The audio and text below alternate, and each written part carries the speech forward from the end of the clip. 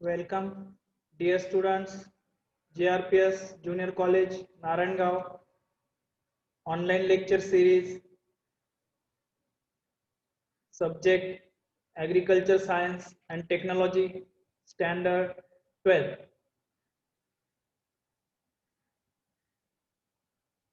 विद्यार्थी मित्रांनो, मागील लेक्चर मध्ये आपण चॅप्टर नंबर 6 स्टार्ट केला होता. त्यामध्ये नर्सरी मॅनेजमेंट पार्ट 1 हा आपण अभ्यासला आहे. त्यामध्ये आपण what is nursery management, then types of nursery, temporary nursery and permanent nursery याचा अभ्यास केलेला आहे. Then after nursery management part 2 तो आज आपण घेणार आहोत. In this short topic, planning and layout of nursery. Planning and layout of nursery यामध्ये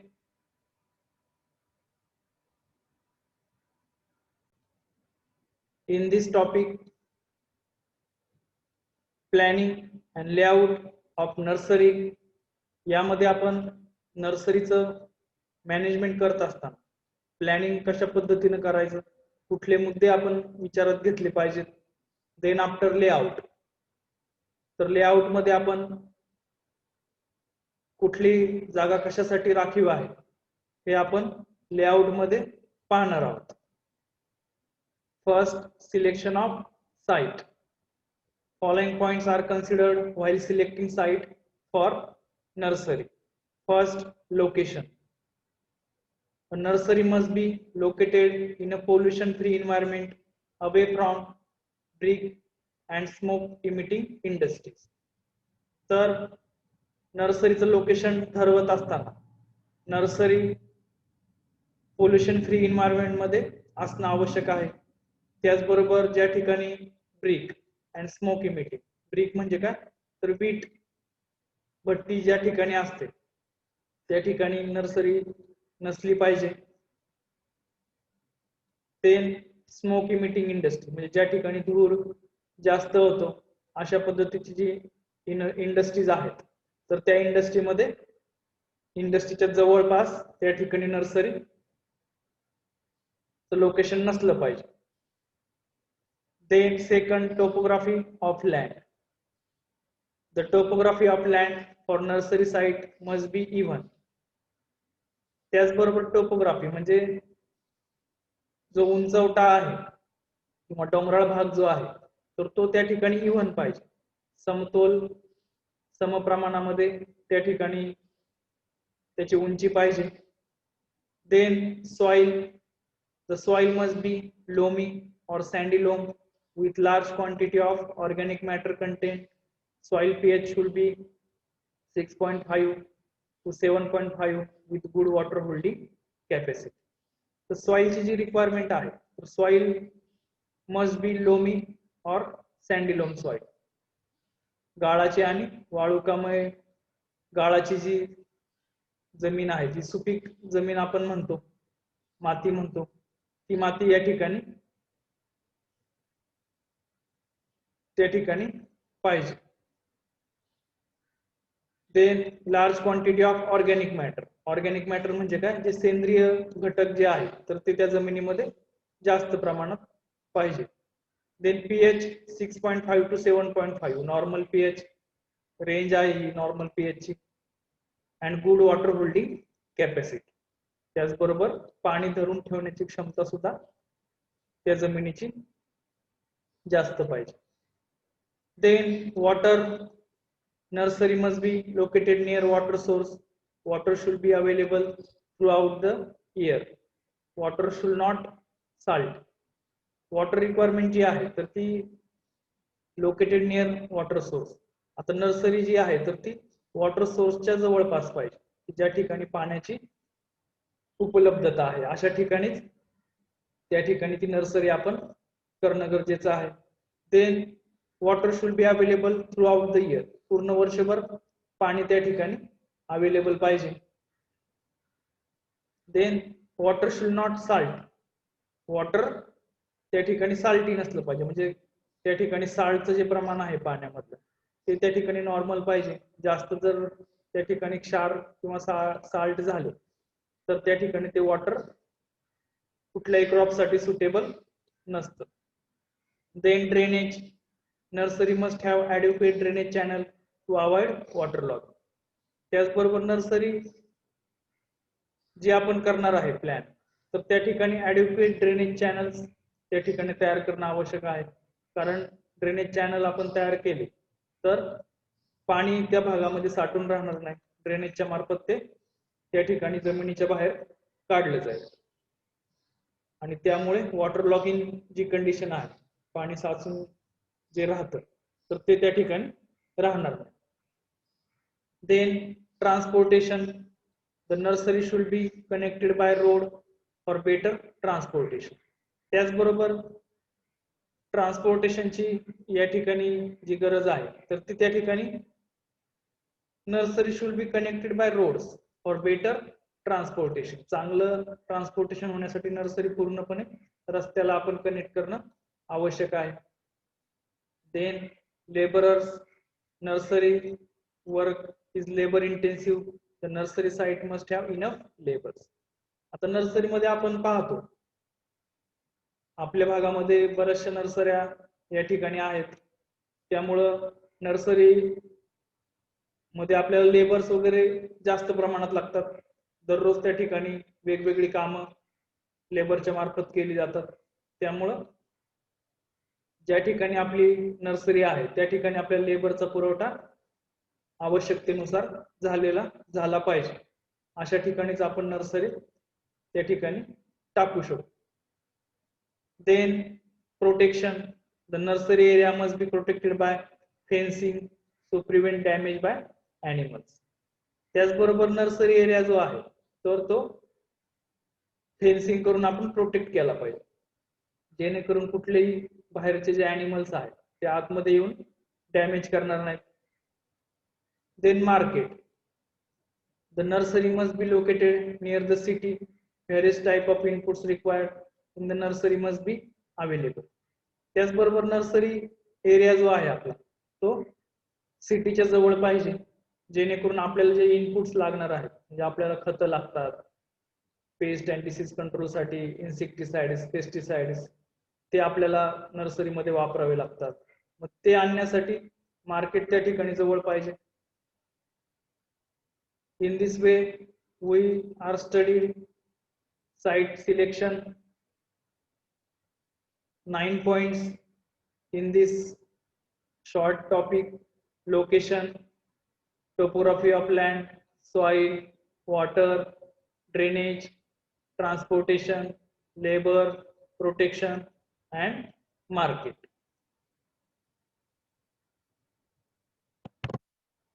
Then qualities of a good site for nursery. तर यामध्ये आता qualities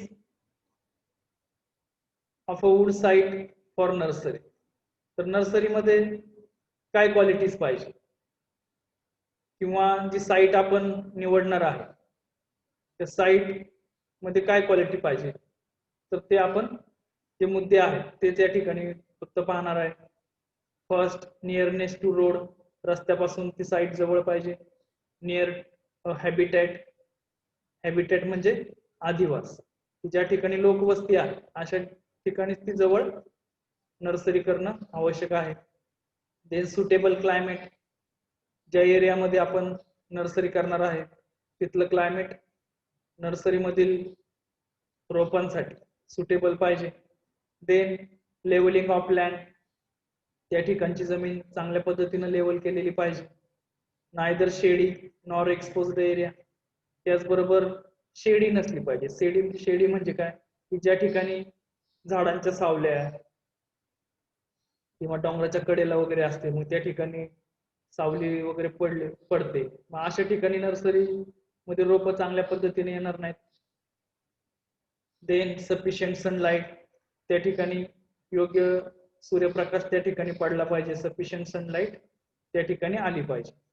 then suitable soil, soil मध्ये आपण मगाशी पाहिलं loamy to sandy loam soils most favourable for nursery planning. तर soil जी आहे तर ती सुटेबल सॉइल त्या ठिकाणी आवश्यक आहे. Then avoid windy and hail prone area. त्याचबरोबर विंडी म्हणजे काय की ज्या भागामध्ये वाऱ्याचा वेग जास्त आहे. त्याचबरोबर हेल प्रून एरिया, हेल प्रून म्हणजे काय तर ज्या ठिकाणी गारा पडतात, हेल स्ट्रॉम आपण म्हणतो त्याला, गारांचा पाऊस. अशा ठिकाणी नर्सरी त्या ठिकाणी येऊ शकत नाही, त्या ठिकाणी नुकसान होणार. त्यामुळं avoid windy and hail prone area. Then good irrigational facilities, त्याचबरोबर क्वालिटीमध्ये सांगितलेलं आहे यांनी की गुड इरिगेशनल फॅसिलिटी, त्या ठिकाणी पाण्याची उपलब्धता चांगली पाहिजे, इरिगेशन फॅसिलिटीज चांगल्या पद्धतीची पाहिजे. देन मीन्स ऑफ ट्रान्सपोर्ट, त्याचबरोबर ट्रान्सपोर्टच्या ज्या फॅसिलिटी आहेत त्या सुद्धा त्या ठिकाणी अवेलेबल पाहिजेत. देन अवेलेबिलिटी ऑफ लेबर, लेबरची जी अवेलेबिलिटी आहे ती त्या ठिकाणी योग्य प्रमाणात पाहिजे. मुबलक प्रमाणात त्या ठिकाणी मजूर मिळणं आवश्यक आहे, नाहीतर नर्सरीच्या डे टू डे ऑपरेशन मध्ये त्या ठिकाणी डिफिकल्टीज निर्माण होतात. तर आपण क्वालिटीज पाहिल्या. Qualities of good site for nurseries. First, nearness to road, near a habitat, suitable climate, levelling of land, neither shady nor exposed area, sufficient sunlight, suitable soil, avoid windy and hail prone areas, good irrigation facilities, means of transport, and availability of laborers. Then next point, layout of nursery. यामध्ये हा जो chart आहे हा फारसा परीक्षेच्या दृष्टीने महत्वाचा नाही, परंतु नर्सरीचा लेआउट तयार करताना कुठला पार्ट कुठं आला पाहिजे त्या दृष्टीने आपण थोडक्यात याची माहिती घेऊयात.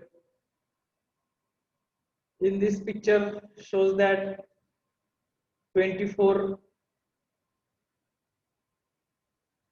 structures. First, main road या ठिकाणी दाखवलेला आहे. Then gate, second number nursery roads and path, third number nursery roads and path, 4 numbers. Then office, 5 number office, 6 number labor shed, 7 number store room, then 8 number vehicle shed, 9 number potted plants, then 10 samplings, then 11 seedlings, then 12 propagation, then 13 shade net house, then 14 poly house, 15 seedling and beds, then mother beds 16 number, 17 number well water source, then 18 water pipeline, then 19 number soil dumping,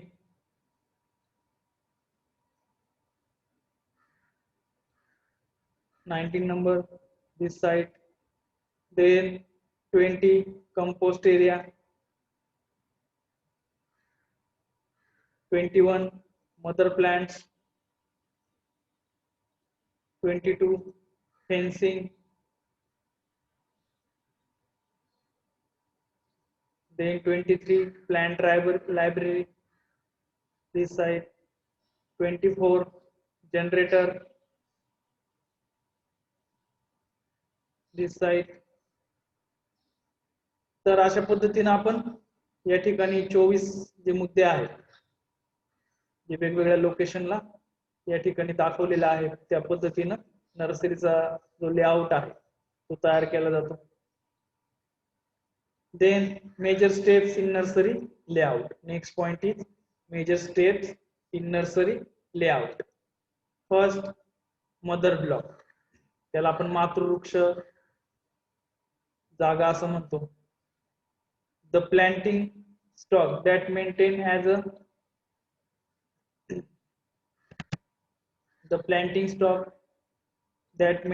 as a source for commercial propagation is referred to as mother block.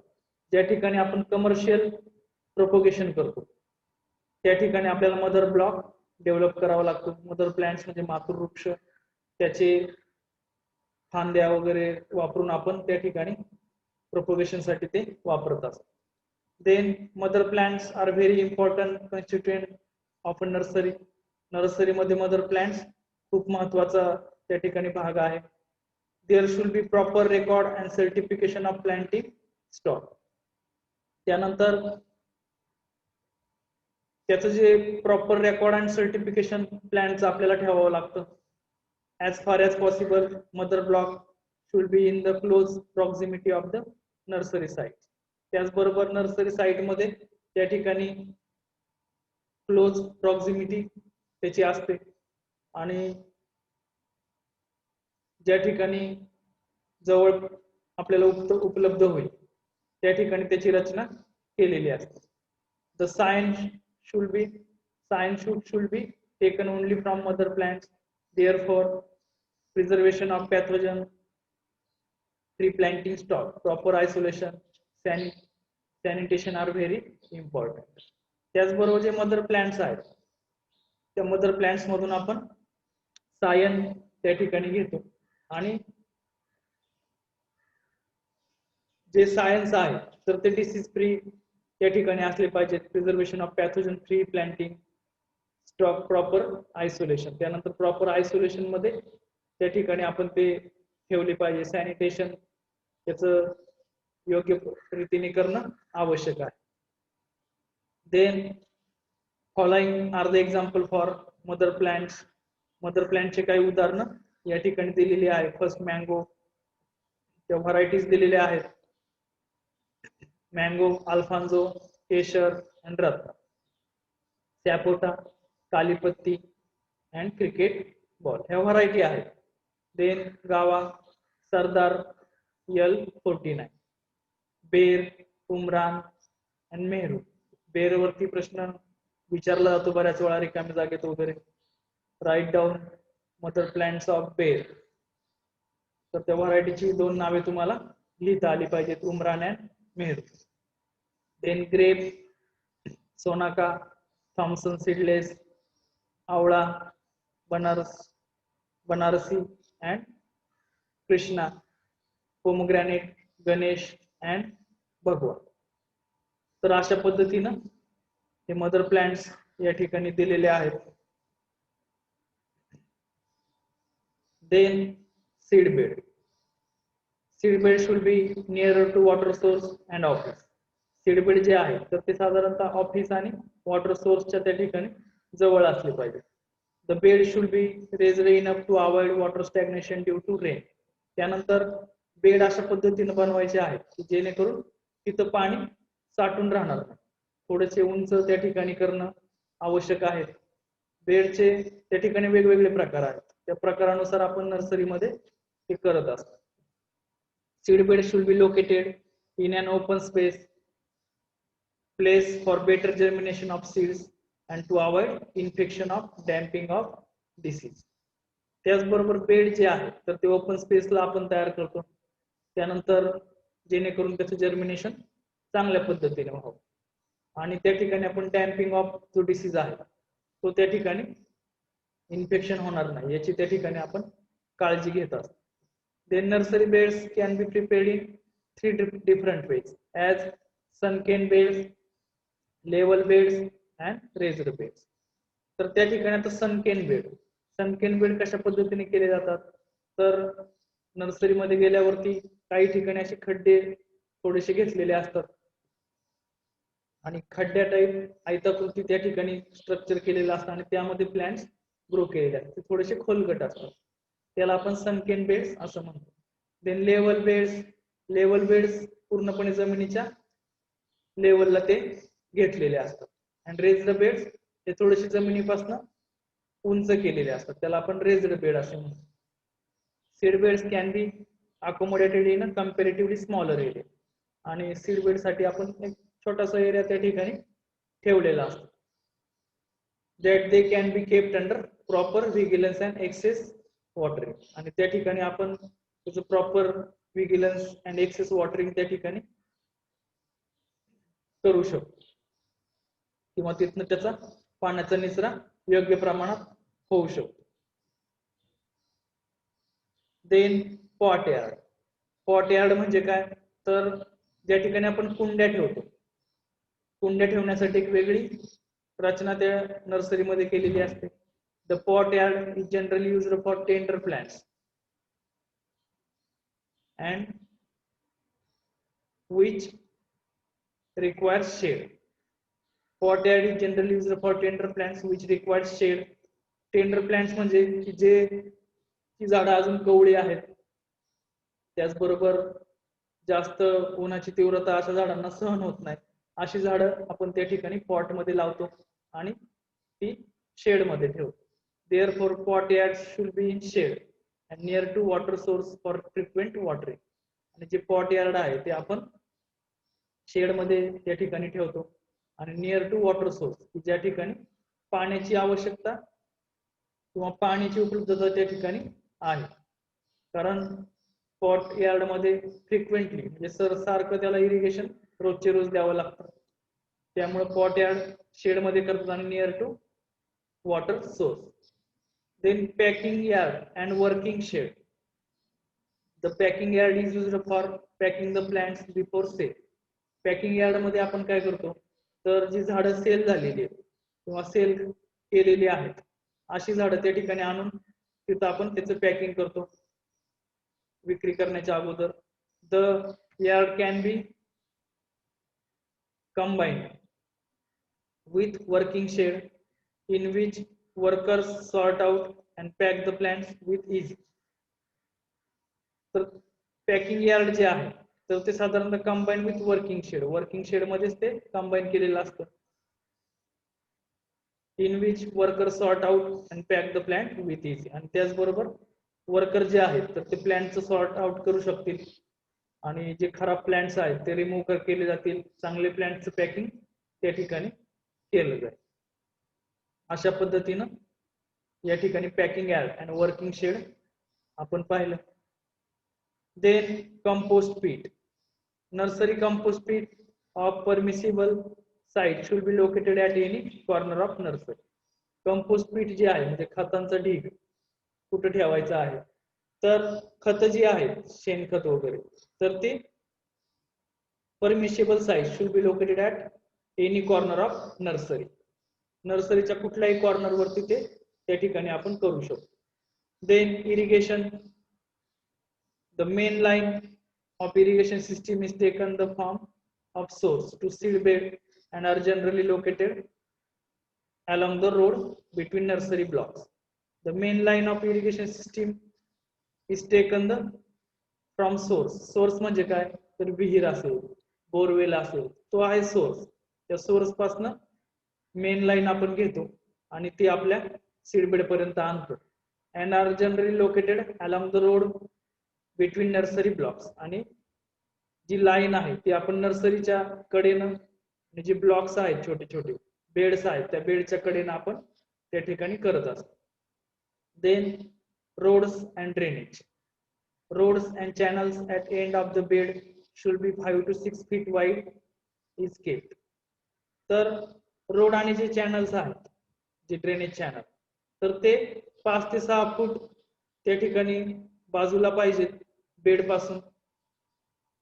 Then outer and internal roads should be permanent. आणि outer आणि internal जे roads आहेत ते permanent असतात म्हणजे स्थायी स्वरूपाचे. Then a rest room, a break room or rest room are needed for the nursery staff. साधारणतः नर्सरी स्टाफ जो आहे, स्टाफ म्हणजे काय तर लेबर आणि त्याच्यावरती जे काही सुपरवायझर असतील ते, तर त्यांच्यासाठी एक नर्सरी मध्ये रेस्ट रूम केली जाते. मग त्यामध्ये आपण दुपारच्या वेळेस वगैरे ब्रेक घेण्यासाठी, जेवण करण्यासाठी, पाणी पिण्यासाठी या ठिकाणी त्याचा वापर रेस्ट रूम मध्ये केला जातो. तर अशा पद्धतीने या ठिकाणी आपण जे मुद्दे आहेत ते आपण पाहतोय. त्यामध्ये सुरुवातीला आपण पाहिला mother block, then seed bed, pot yard, D packing yard and working shed, E compost pit, F irrigation, G roads and drainage, H a rest room.